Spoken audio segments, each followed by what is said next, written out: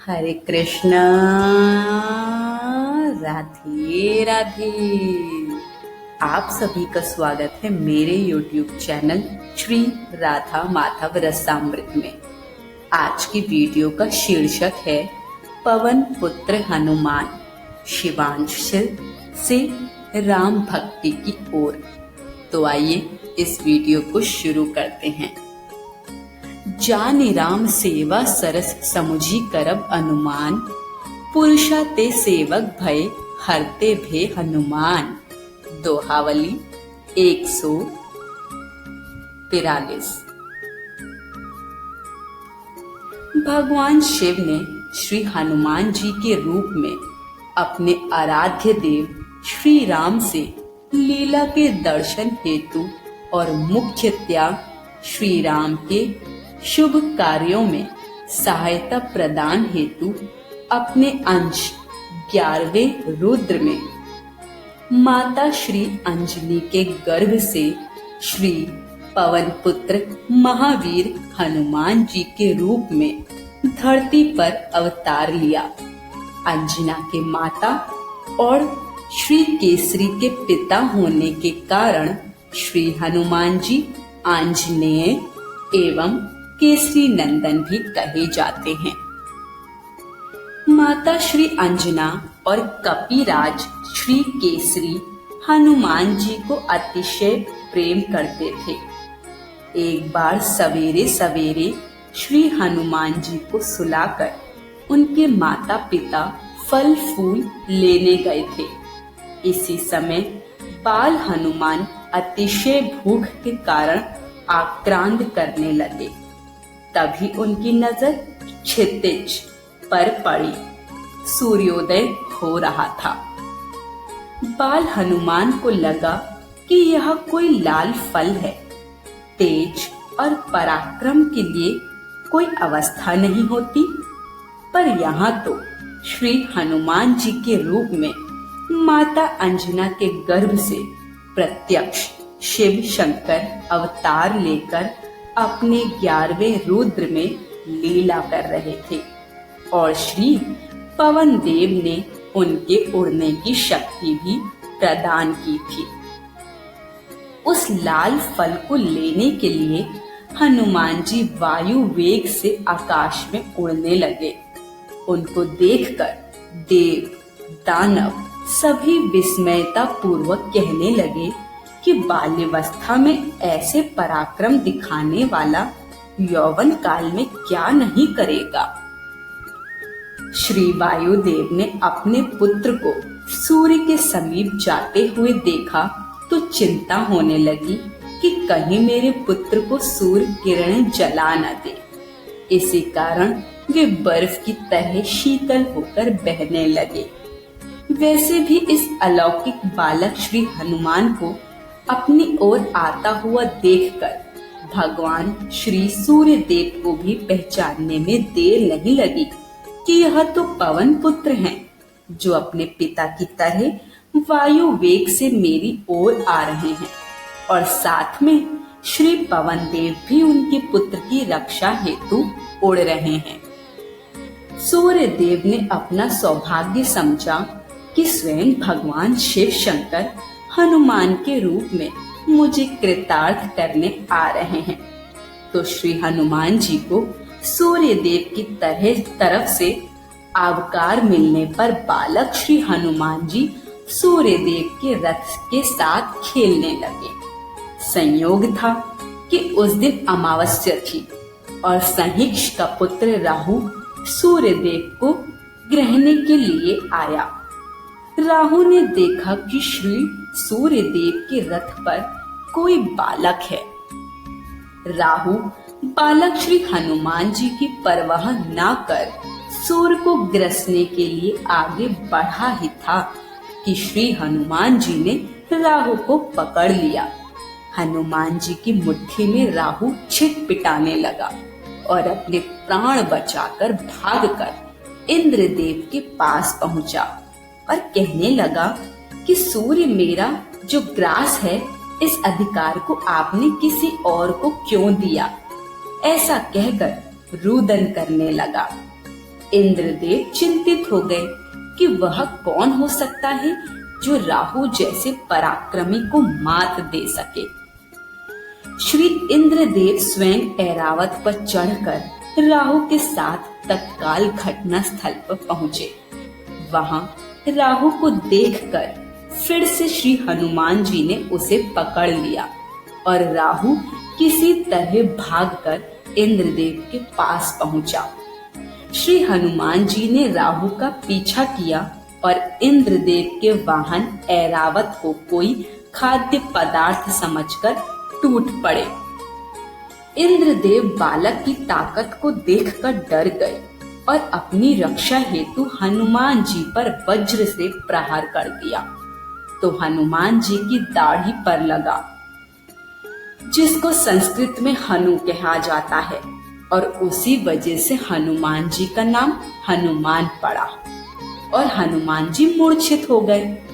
अपने प्राण पिए पुत्र को वज्र के आघात से छटपटाते हुए देखकर वायुदेव ने अपना वेग रोक दिया और अपने प्रिय पुत्र हनुमान को लेकर गुफा में चले गए। ऐसा होने पर तीनों लोक में वायु का संचार बंद हो गया। समस्त प्राणियों में श्वास संचार बंद हो जाने से प्राण संकट में पड़ गए। इंद्र आदि देवों, गंधर्व, नाग सभी जीवन रक्षा हेतु ब्रह्मा जी के पास गए। ब्रह्मा जी सभी को अपने साथ लेकर उस गुफा में पहुंचे और वहां जाकर बालक श्री हनुमान जी को अपनी गोद में लिए। तब पवन तनय हनुमान जी की मूर्छा दूर हुई और वे फिर से खेलने कूदने लगे। अपने पुत्र को जीवित देखकर प्राण स्वरूप श्री पवन देव पहले की ही तरह सरलता से बहने लगे और तीनों लोग फिर से जीवंत हो उठे। फिर ब्रह्मा जी ने श्री हनुमान जी को वरदान दिया कि इस बालक पर ब्रह्मास्त्र का प्रभाव नहीं होगा और अन्य देवताओं से कहा कि आप सभी भी इस बालक को वरदान दीजिए। तब देवराज इंद्र ने हनुमान जी के गले में कमल की माला पहनाते हुए कहा कि मेरे वज्र प्रहार के कारण इस बालक की हनु अर्थात दाढ़ी टूट गई, इसलिए आज से इसका नाम हनुमान होगा और मेरे वज्र से इस बालक को कभी कोई क्षति नहीं होगी। श्री सूर्यदेव ने कहा कि इस बालक को मैं अपना तेज प्रदान करता हूँ और मैं इसको शास्त्र मर्मज्ञ बनाता हूँ। यह बालक एक अद्वितीय विद्वान एवं वक्ता बनेगा। श्री वरुण देव ने कहा कि यह बालक जल से सदा सुरक्षित रहेगा। श्री यमदेव ने कहा कि यह बालक सदा निरोगी एवं मेरे दंड से मुक्त रहेगा। श्री कुबेर ने कहा कि युद्ध में विषादित नहीं होगा एवं किसी से भी पराजित नहीं होगा। स्वयं भोलेनाथ शिव शंकर ने भी अभय वर प्रदान किया। श्री विश्वकर्मा ने भी कहा कि मेरे द्वारा निर्मित शस्त्र एवं वस्तुएं सभी से सुरक्षित रहेगा। श्री ब्रह्मा जी ने पुनः वरदान दिया कि पवन देव आपका ये पुत्र शत्रुओं के लिए भयंकर और मित्रों के लिए अभयदाता बनेगा और इच्छानुसार स्वरूप धारण कर सकेगा तथा मन के वेग से कहीं भी जा सकेगा। उसको कोई पराजित नहीं कर सकेगा और असीम यशस्वी होगा तथा अद्भुत कार्य करेगा। बाल्यावस्था में श्री हनुमान जी चंचल और नटखट स्वभाव के थे। हाथी की शक्ति प्रमाण करने के लिए हाथी को पकड़कर उसको उठाकर अपनी शक्ति का प्रदर्शन करते। बड़े बड़े वृक्षों को भी जड़ मूल से उखाड़कर फेंकते। ऐसी असीम शक्ति उनमें थी। ऐसा कोई पर्वतीय शिखर नहीं था जहां से श्री हनुमान जी ने छलांग ना लगाई हो। कई बार ऋषि मुनियों के आश्रम में पहुंच जाते और नादान हरकतें करते कि जिससे ऋषि मुनियों की तपस्या एवं व्रत भंग होते। ऋषि मुनियों के कमंडल, आसन इत्यादि वृक्ष पर टांग देते और ऐसी अनेक अड़चने पैदा करते।